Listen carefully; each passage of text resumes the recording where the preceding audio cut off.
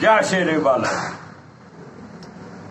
दोस्तों 18 अक्टूबर रात्रि 9:38 पर शुक्रदेव अपनी ही राशि तुला में प्रवेश करने वाले हैं।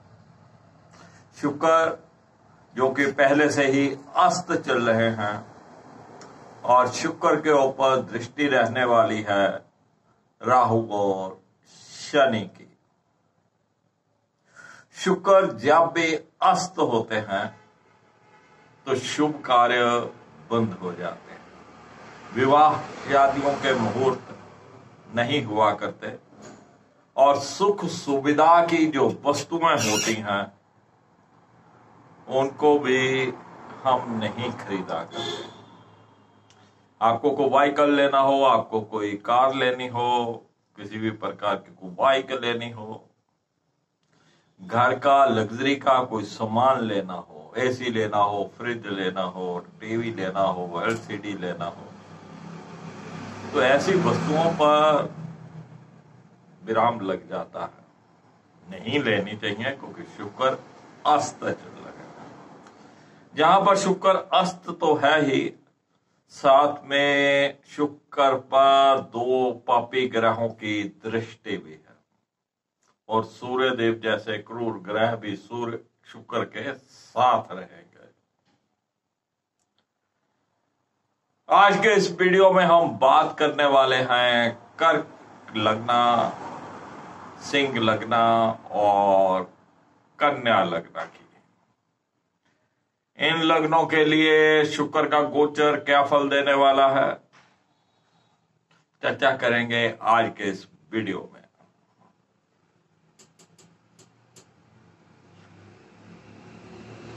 महर्षि विशिष्ट ज्योतिष विद्यालय के चैनल के ऊपर मैं राकेश विशिष्ट आप सबका स्वागत करता हूं। बात करेंगे कर्क लग्ना की। कर्क लग्ना के लिए शुक्र चतुर्भाव और 11वें भाव के स्वामी होते हैं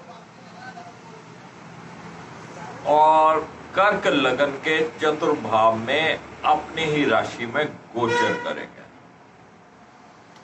11वां भाव होता है हमारी आय से संबंधित, हमारे बड़े भाई बहनों से संबंधित और हमारी इच्छा पूर्ति से संबंधित। शुक्र अस्त, राहु शनि की दृष्टि, हमारी जो जायज इच्छाएं भी हैं उनको पूरा करने के लिए बहुत भाग दौड़ करनी पड़ेगी। आय के साधनों के लिए बहुत भाग दौड़ करनी पड़ेगी और जो कहीं इंटरव्यू वगैरह देकर आए हुए थे, जिनको जॉब कोई ज्वाइन करने की तैयारी कर रहे थे, तो ऐसे समय में उनकी जॉब लटक सकती है या उनको कुछ उनकी काबिलियत के हिसाब से उनकी आय फिक्स ना की जाए तो अनसेटिस्फाइड यहां पर रहने की संभावनाएं हैं। जो पहले से ही जॉब में है उनको अपनी जॉब में अलर्ट रहना है, अपना काम पूरा कीजिए, पंक्चुअल रहिए ताकि आपके बॉस को बहाना नहीं मिले, क्योंकि जहां पर आय के साधन कम हो जाने या बंद हो जाने की संभावनाएं होती हैं। बड़े भाई बहनों के साथ बहुत अच्छा संबंध जहां पर नहीं दिखता, उनके सहयोग में भी कुछ कमी रह सकती है, लेकिन अपनी तरफ से प्रयास करिएगा संबंध अच्छे बने रहे। चतुर्भाव में गोचर कर रहे हैं कर्क लग्न के और चतुर्भाव में ही शुक्र की अपनी राशि है। माता श्री की सेहत में कुछ अप एंड डाउन देखने को मिलेंगे और घर परिवार में सब कुछ होते हुए भी कहीं ना कहीं आपको कुछ कमी लगेगी। आप उतना घर परिवार में अपने आप को खुश महसूस नहीं करेंगे या सुख महसूस नहीं करेंगे, या कह लीजिए आप अपने परिवार को उतना समय नहीं दे पाएंगे जितना आपको देना चाहिए। किसी भी प्रकार का कोई आप प्लॉट खरीदना चाहते थे, किसी भी प्रकार का आप घर खरीदना चाहते थे, या कोई व्हीकल खरीदना चाहते हैं। तो इस कार्य में जब आप लगे हुए थे, संभावनाएं पूरी बनी हुई हैं, लेकिन कुछ देर आप रुक जाइए जब तक शुक्र अस्त। शुक्र उदय होने के बाद आप इन वस्तुओं के बारे में सोचें तो अति उत्तम रहेगा। गाय की सेवा करना अति उत्तम रहेगा। चलिए बात करते हैं सिंह लग्न की। सिंह लग्न के लिए शुक्र तृतीय भाव और दसम भाव के स्वामी होते हैं और सिंह लग्न के तृतीय भाव में गोचर करेंगे और दृष्टि रहेगी राहु शनि की। पापी ग्रहों का, क्रूर ग्रहों का तृतीय भाव को देखना या बैठना बहुत ही शुभ माना गया है। ये हमारे पराक्रम में वृद्धि करते हैं, हमारी हिम्मत को बढ़ाते हैं। लेकिन पराक्रम का स्वामी जहां पर अस्त चल रहा है, कमजोर अवस्था में चल रहा है, फिर भी आप हिम्मत के साथ लगे रहेंगे। छोटे भाई बहनों के साथ आपके ताल्लुकात बहुत अच्छे नहीं रहने वाले हैं, उनका सहयोग आपको कुछ कम मिलेगा।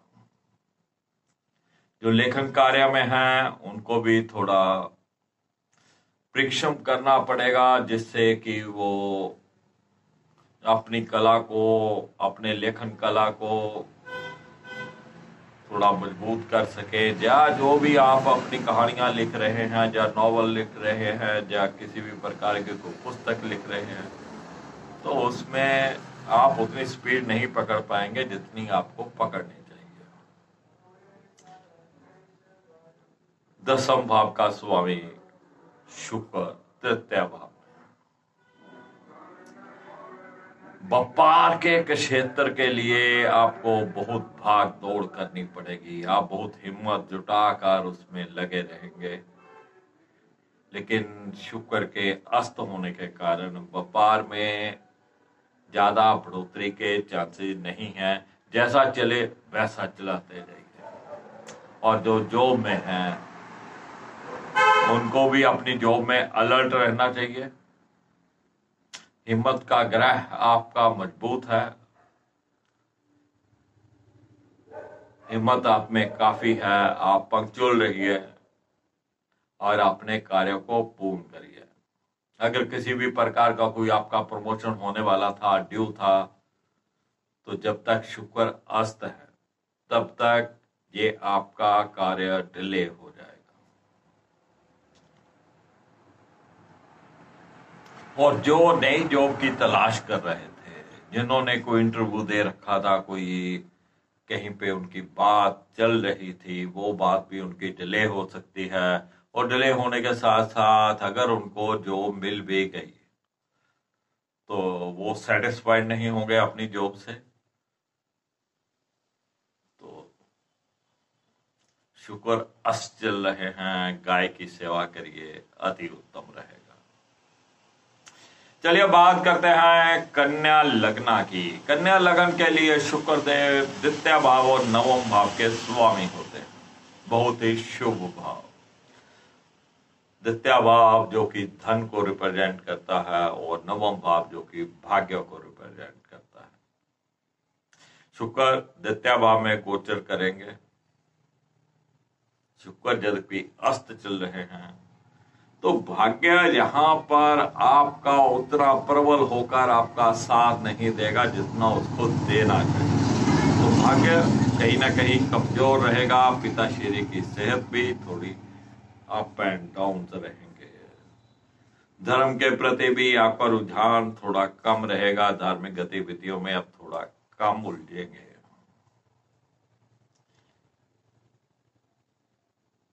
द्वितीय भाव जो कि धन भाव है, हमारे परिवार का भाव है, हमारी बोलबानी का भाव है। शुक्र के ऊपर राहु शनि की दृष्टि और सूर्य का साथ बैठना कहीं ना कहीं आपकी भाषा को, आपकी वाणी को थोड़ा रूड कर देगा, थोड़ा ध्यान रखिएगा, किसी को भी उधार में पैसे मत दीजिएगा। उधार में दिए गए पैसे यहां पर फंस सकते हैं और वो जल्दी वापिस नहीं आएंगे।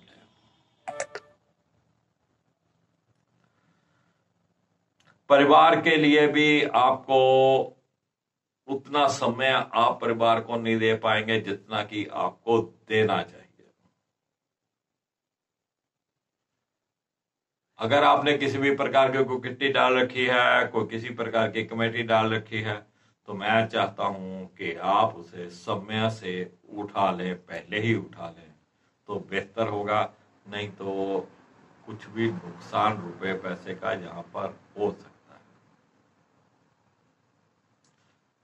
चलिए फ्रेंड्स, ये था शुक्र का गोचर, जो कि कर्क लगना, सिंह लगना और कन्या लगन के लिए